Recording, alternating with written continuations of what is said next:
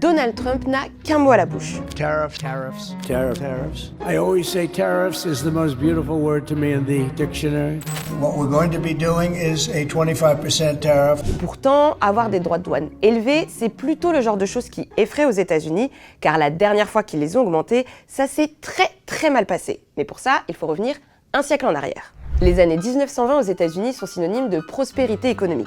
On les appelle les Roaring Twenties, quand en France, on parle des années folles. Et à l'époque, faire du protectionnisme, c'est-à-dire avoir des droits de douane élevés pour protéger son économie, c'est normal aux États-Unis. Dans ce contexte-là, le président Herbert Hoover, élu en 1928, veut relancer un secteur un peu à la peine, l'agriculture. Le monde agricole aux États-Unis, pendant toutes les années 20, il a été marqué par des prix en berne qui faisaient structurellement suite à la perturbation des années de guerre où finalement l'agriculture américaine s'est beaucoup développée, notamment parce qu'il fallait qu'elle nourrisse l'Europe à la place des Européens qui étaient en guerre.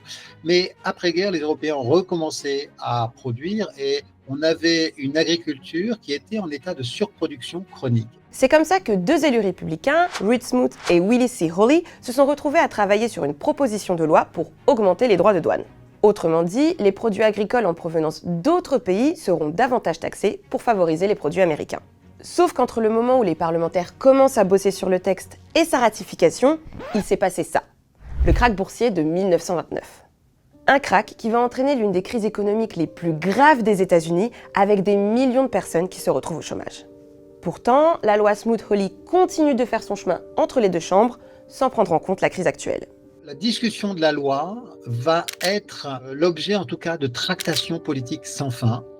Chacun voulant essayer de défendre sa boutique. Alors, sa boutique, pour des représentants politiques, souvent, ça va être les activités qui sont importantes dans la circonscription dans laquelle ils sont élus. Donc, il y en a qui vont défendre l'agriculture, mais d'autres aussi vont vouloir défendre un secteur industriel. Si bien que la discussion va se prolonger très longtemps et arriver à un résultat très éloigné de ce qui avait motivé initialement le projet de loi. Plus d'1 millier d'économistes signent alors une lettre envoyée au président Hoover pour tirer la sonnette d'alarme, mais rien n'y fait. Un mois plus tard, il ratifie la loi.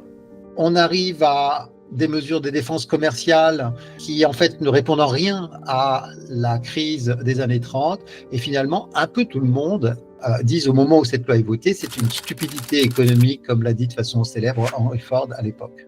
Et surtout, elle ne va pas rester sans réponse de la part des autres pays. Certains pays européens, le Mexique, l'Argentine ou encore l'Australie vont à leur tour augmenter leurs droits de douane pour les produits américains.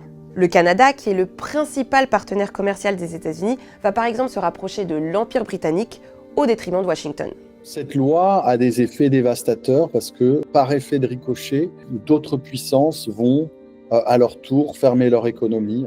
Et de fil en aiguille, l'économie et le commerce international va perdre 2/3 de sa valeur. Il faudra attendre l'arrivée du nouveau président Franklin Delano Roosevelt pour enterrer la loi Smoot-Hawley, et c'est finalement avec la Seconde Guerre mondiale que l'économie américaine finit par repartir. Pourtant, la loi Smoot-Hawley va rester ancrée dans l'histoire des États-Unis puisqu'elle symbolise à elle seule une forme de protectionnisme néfaste.